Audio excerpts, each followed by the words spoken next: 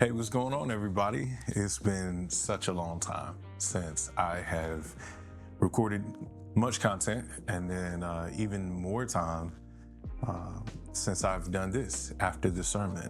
So, after the sermon is a resource that we put together to go along with the preaching ministry at Identity Church. And we've preached a lot since our last After the Sermon podcast, but I am preparing to provide some more content around our newest sermon series, which is called Faithful. If you're at Identity, you know this. If you're not, let me get you caught up. We are jumping into a sermon series on the book of Daniel, and we're calling it Faithful. And I just want to take a few minutes to talk about why Daniel seems appropriate for this cultural moment, and then walk you through what my thoughts were as I preached Daniel chapter 1 this past Sunday. I think as long as I have been pastor in Identity, I have felt the need, or at least the desire, to jump into an Old Testament book that is prophetic and that speaks to a lot of the things that we're seeing in our nation. We launched Identity in 2019, and it was after 4 years of dealing with a lot of newer things that at this point don't seem so new, right? So the world was completely different in 2015 than it was in 2019, and in 2019 the world's completely different than it is today, just 6 years later or 7 years later. And through it all, I've seen so many people be anxious about the state of our nation, the state of the world, the state of the church.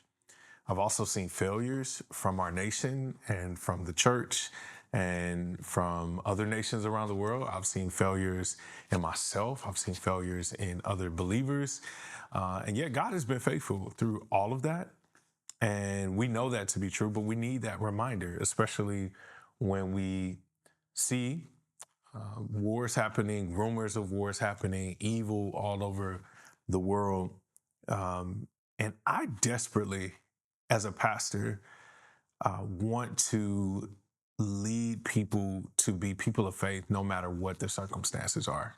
Like I don't know if it's just in my personality or I've grown to this in my faith, but I sort of get a little aggravated when people are fatalistic and when people act like whatever's going on in our nation is the worst that it's ever been. Whatever's going on in the world is the worst that it's ever been. And I'm like, man, have you not just like sat with the text and thought about like what it actually means to be exiles? Like Peter says that we are exiles in this world because we belong to a greater city, right? A greater nation or kingdom in the kingdom of God.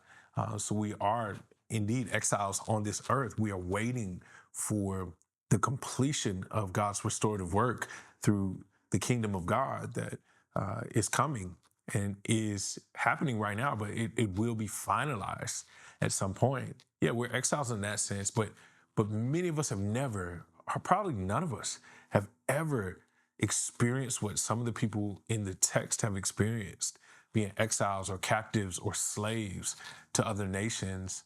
And in that servitude or captivity, still be called to live in a way that God has called you to live. So Daniel captures a lot of that. And Daniel does something that I mentioned it in the sermon today. In the face of crisis, in the face of hard times, in the face of um, empires that hold people captive, you typically have a choice. And that choice is uh, one of maybe three extremes.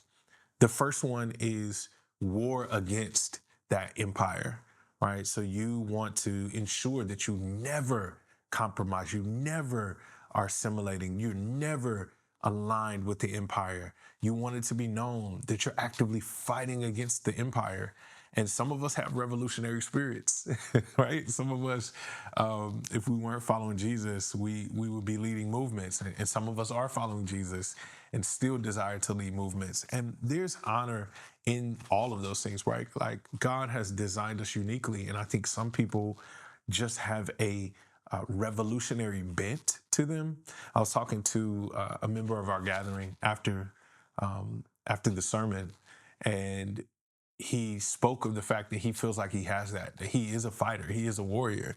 And I'm like, man, that is a sign of a prophet, because prophets, and when I say prophet, I'm not talking about the prophet. I was about to say goofy, the prophetic caricature of someone who just tells of things that are going to happen in the future, and they kind of do those things in an elaborate way. But a prophet is typically a person who speaks truth to power.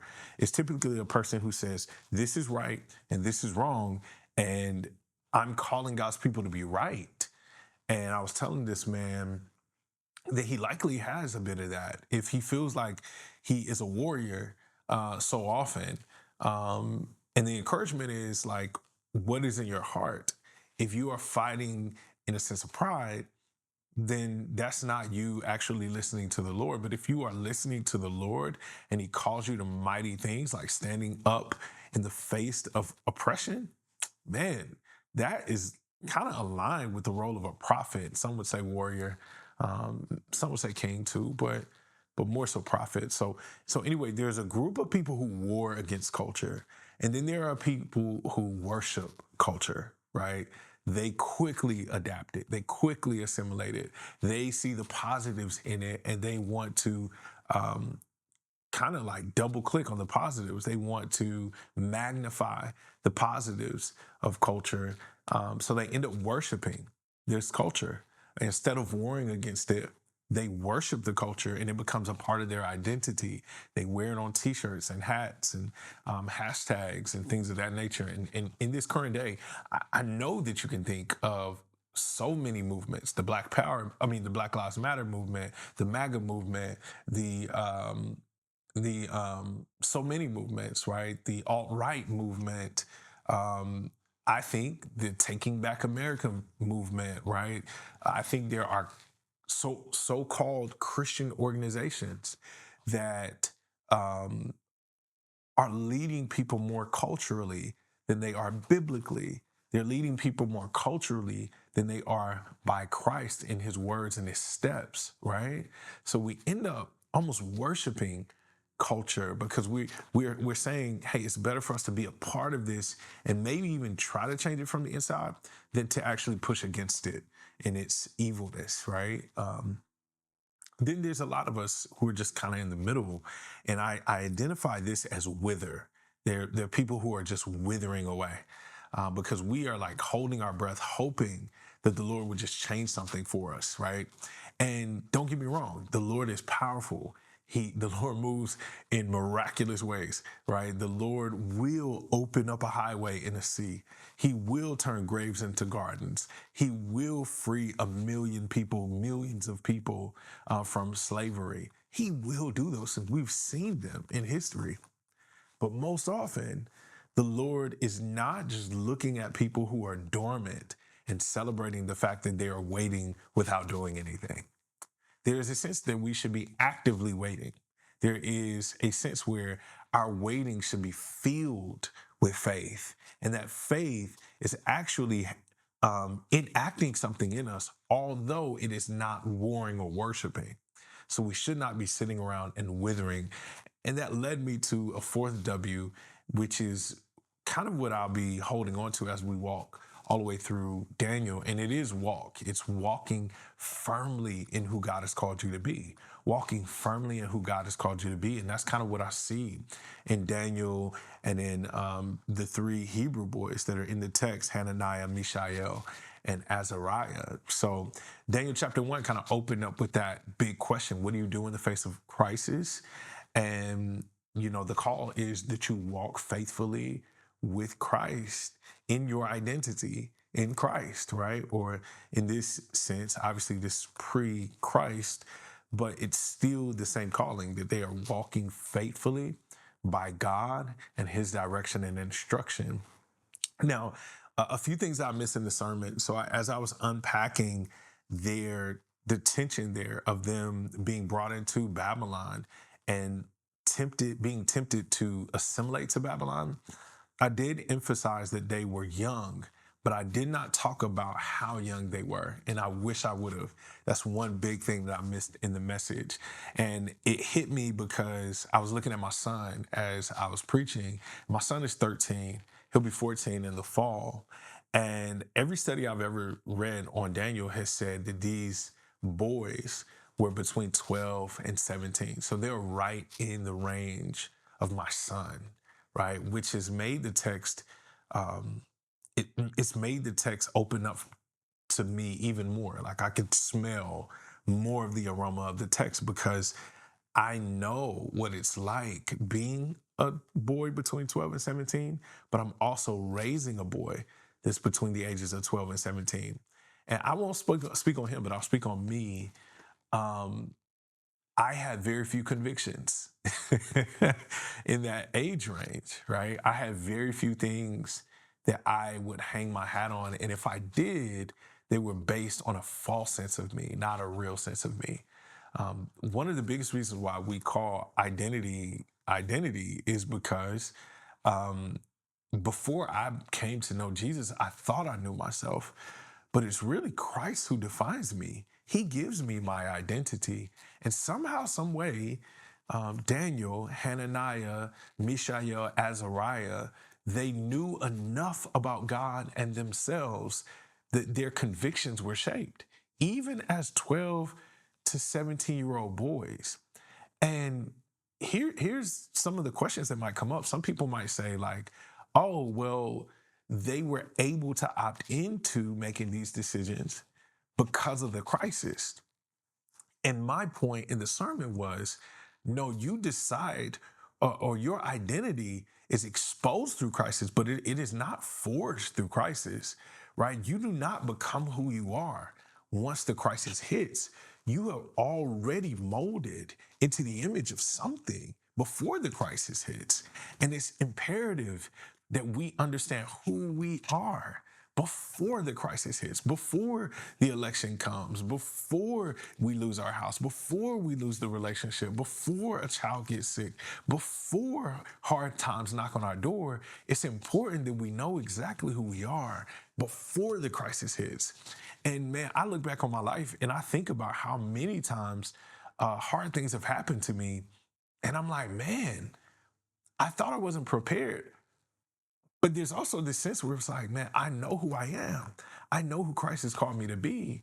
And if Christ has called me to be a follower of Jesus, then honestly, it should not matter how hard things get, right? Like it is possible that I'll lose a loved one, and not one who's grown old in age, but like one who it shocks me, maybe one who's younger than me, right? It's not out of the realm of imagination that that could happen. And I should not rehearse what that feels like, but I should remember the fact that God has already molded me and prepared me for those things through the identity that I have, right? There is a sense where when hard things happen, the only thing we'll be able to fall on is like, yo, but I'm saved by grace and I know the Lord. And he said that he's my shepherd and I shall not want. When I go through the valley of the shadow of death, he will be with me. His rod and his staff will comfort me. Your identity is shaped far before that. And for these teenagers, it's amazing that they had that at that moment. It also challenged me because I think oftentimes we think about faith in a way where there's like a young person faith and then there's like an older person faith, right? A young person faith, and we kind of just honor the smaller things and we say, oh man, it's amazing that these kids can recite some of these things or understand some of these things. But we almost expect that in that moment where they move out of adolescence and they move into adulthood, early adulthood, that they would be challenged and they would struggle with their identity and they would fail and they would um, like just beyond, like they would have sex outside of marriage, that they would experiment with drugs, that they would make bad choices, and it's kind of okay as long as they come back. It's kind of okay. Like we wouldn't prescribe that, but in the back of our minds, we think some of those things. Um, so for these teenagers to like stand for who they are in God and not war against the culture. Like they're not standing up and starting a riot. These are teenagers who are simply saying no to the things that make them look more like culture than their God. So, yeah, I don't even know if I'm going to walk through each point, but my second point was about convictions and about how our convictions are based in our identity, right? So again, they didn't wait until the emergency came. There's a sense where they had already decided that they would not defile themselves because they knew who they were, right? To defile yourself means that you take in something that actually lessens your value, right? So there's a sense where anytime we eat something that's unhealthy, although it is okay, as Paul would say, although it's permissible, is it valuable, right? There's a sense where like every time we eat something unhealthy or every time we drink alcohol or every time we enjoy something that could be killing us, that we are, in a sense, defiling ourselves. We're pulling ourselves away from purity, right? Maybe not necessarily in a spiritual sense, but in a physical sense, because we do have physical bodies. They were okay at the moment to just say, I will not make myself look bad. I will not make my God look bad. I will not pull myself away from the purity that God gives me, right? So our convictions are shaped by our identity, and the call for today is the same, right? Like, yeah, culture changes, right? Yeah, things change, but like your convictions about marriage don't come into play only when it's time to get married or only when your child is getting married, right? Your convictions about marriage don't aren't shaped at the moment where your child is wrestling with homosexuality. Your convictions about marriage don't just show up in the moment where you meet a friend or you have a really good friend who is same-sex attracted, and now you're trying to figure out where you go with it. No, our identity shapes those things, right? Our convictions about what we put into our bodies, what comes out of our bodies, how we interact with culture, how we vote, how we speak about people, what we think about immigration. Those things aren't molded by blog posts and Instagram ads and vlogs and videos. Like they're molded by our identity.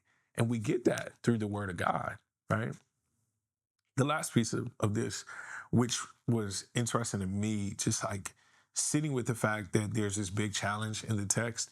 And I actually didn't spend a lot of time talking about this because I believe that so many people are familiar with the story that it didn't like benefit them to talk about like why they fast or why they took a 10-day period to eat vegetables, right? Like I didn't think it was the time to like double click on why vegetables and water was best for them at that moment. I think all those things are interesting, but I think what's on display and what's most important is that their faithfulness in that moment was actually honored by God in a miraculous way. The Lord made them look better, and the Lord positioned them to be more beneficial even to Babylon, right? Like they stood up against Babylon and they let their convictions be known, and it actually benefited not just them, but it benefited Babylon. And I kind of pose this question like, are you holding yourself back from being beneficial to Babylon? Because oftentimes, like faithfulness will benefit us so much that it will overflow into whatever Babylon is. I, to make it plain, like um, I think there are far too many of us who are so concerned with culture and so concerned that we would not give ourselves over to culture that we have not been faithful in this cultural moment.